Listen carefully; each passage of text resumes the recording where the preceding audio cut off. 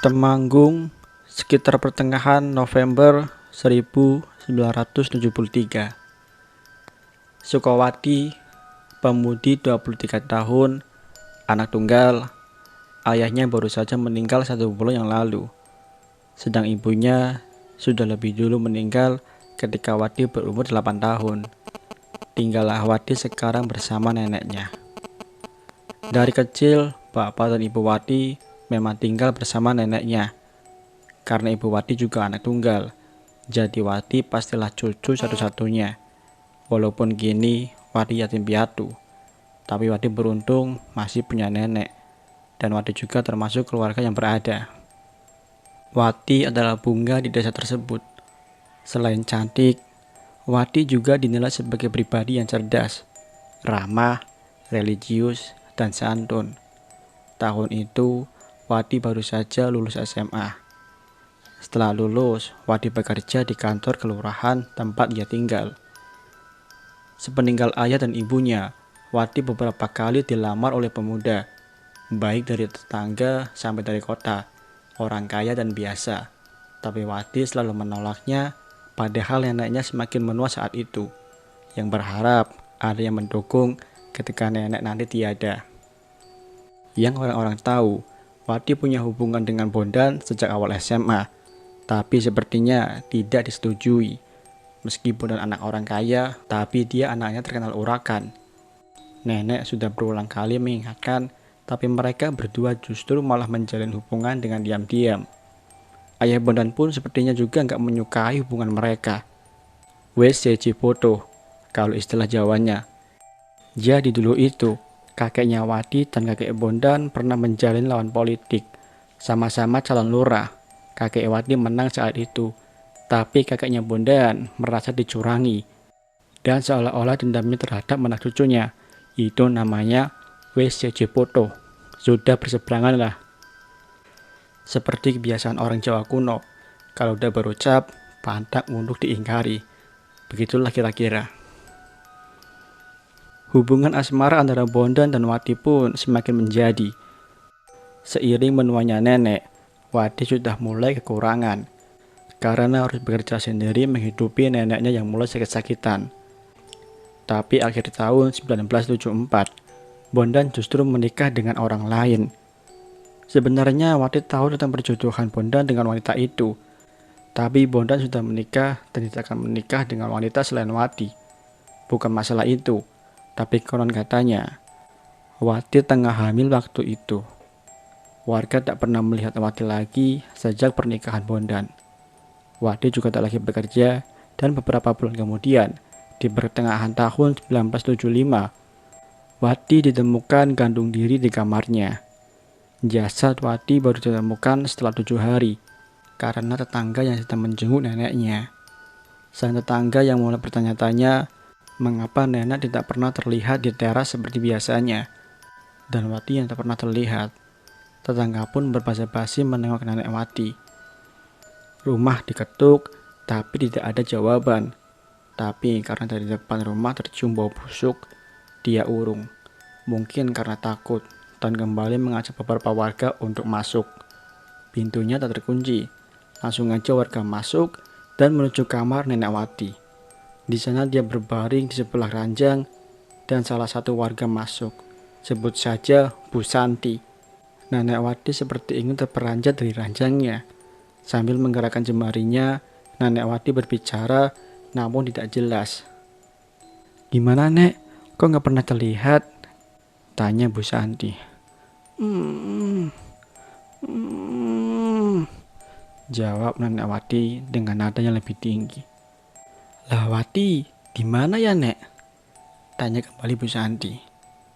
Beliau menangis bak anak kecil sambil menunjuk-nunjuk ke arah sebelah, yaitu kamar Wati. Bu Santi segera keluar, ternyata warga sedang mencoba membuka kamar Wati yang terkunci, bau busuk, dan setelah didobrak, benar saja, Wati gantung diri dengan kain sarung dikaitkan ke kayu penopang atap. Jasadnya sudah menggelembung mengeluarkan cairan. Perutnya seperti orang hamil, sekitar 6 bulan. Dan gegerlah satu desa waktu itu. Sang bunga desa tewas gantung diri. Dan setelah jenazah dimakamkan, barulah kejadian-kejadian seram terjadi. Desa menjadi mencekam, kebanyakan warga tak berani keluar setelah maghrib. 3 hari setelah kematian Wati, banyak warga yang bersaksi melihat pocong yang mereka yakini itu adalah Sukowati. Salah satunya Dedi, usia belasan tahun waktu itu. Waktu itu 3 hari setelah kematian Mbak Wati, sekira pertengahan tahun 1975, listrik belum merata di desa saya. Kebetulan rumah saya listriknya gabung di rumah Pak Karwo. Jadi 1 meteran listrik dibagi 3 rumah saya, Pak Karwo, dan sebelah saya. Karena wattnya yang masih minim, kita cuma gabung sampai jam 9 malam. Setelah itu ya pakai lampu minyak. Jadi kebayangkan pencahayaan di depan jalan rumah gimana. Waktu itu sekitar jam 12 malam. Saya terbangun karena ingin buang air besar. Sebenarnya saya nggak berani keluar, tapi sudah saya tahan tenaga. Keinginan itu tetap tak bisa lagi dibendung. Padahal dulu tak semua rumah punya jamban. Saya harus jalan kira-kira 50 meter menuju MCK di pinggir desa. Karena udah di ujung tanduk, akhirnya mau nggak mau saya harus keluar menuju jamban, sambil membawa senter dan setengah berlari berjalan menuju jamban. Sampai di sana ternyata ada Pak Sulam, tetangga saya. Rasa takut saya sedikit berkurang, kita pun jongkok saling membelakangi, jadi jambannya ada 3 deret. Saya di pojok, tengah kosong, dan Pak Sulam di pojok juga. Penutupnya juga cuma sampai pinggul kalau kita jongkok, dan itu tak beratap. Pokoknya khas jamban-jamban umum di desa lah. Pak Sulam diam aja. Terdengar suara hisapan rokok kelembak kemenyannya yang saya mencoba ngobrol dengan Pak Sulam.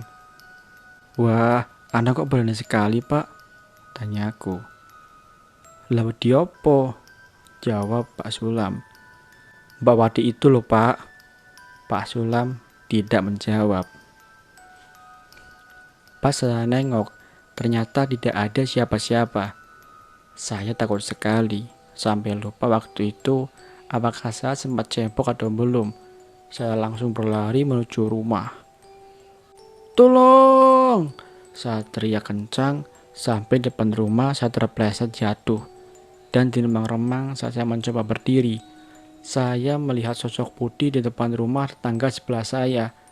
Awalnya saya kira karung beras, tapi kok bergerak-gerak menghantami pintu. Saya raih senter di samping, pas saya soroti, ternyata pocong. Tapi posisinya setengah sujud, dan kepalanya dihentak-hentakan ke pintu rumah tetangga saya. Bruk, bruk, bruk. Saya langsung berdiri spontan masuk ke rumah, dan masuk ke kamar. Pikiran sangat kacau, seperti mimpi. Saya hidupkan 5 lampu minyak di kamar, biar suasana sedikit terang. Dan saya tertelungkup di ranjang dengan menutup selimut. Bruk, bruk, bruk. Suara hendakan itu masih ada, tapi tampaknya masih ada di rumah tetangga. Sampai beberapa saat kemudian, suara itu mulai jelas, semakin keras. Duk, duk, duk. Sepertinya yang diketuk sekarang adalah pintu rumah saya. Duk, duk, duk. Dan ada suara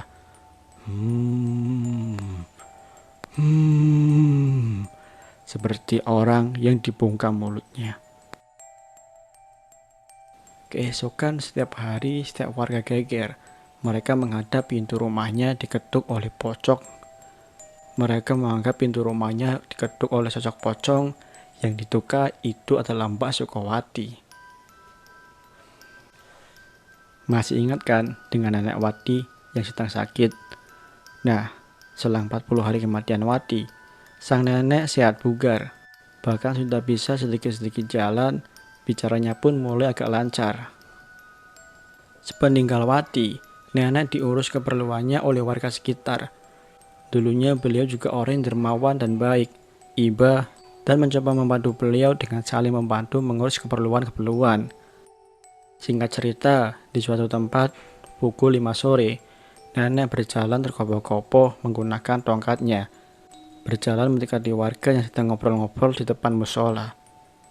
"Ada apa, Nek?" sahut salah satu warga. "Wati pulang bawa bayi," kata nenek. Warga kebingungan dong. "Wati sinten, Mbah?" "Sukowati, cucuku," dengan nada meninggi.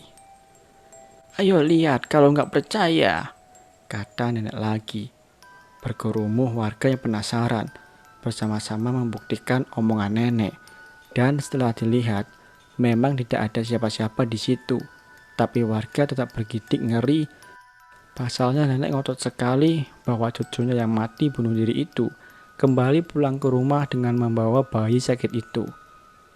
Sebagian warga juga menganggap mungkin nenek saking kangennya dengan cucunya sampai berhalusinasi seperti itu.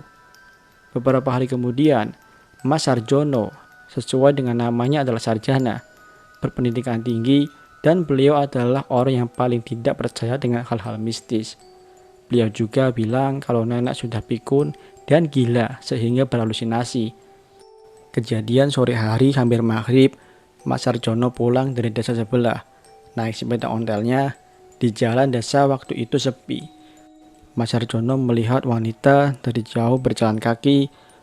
Pakaiannya memakai batik, sedang berjalan kaki. Semakin mendekat, seperti bau anyir. Dan dari belakang jarak kira-kira 5 meter, ada yang janggal. Jadi pakaiannya itu seperti basah, namun merah seperti darah.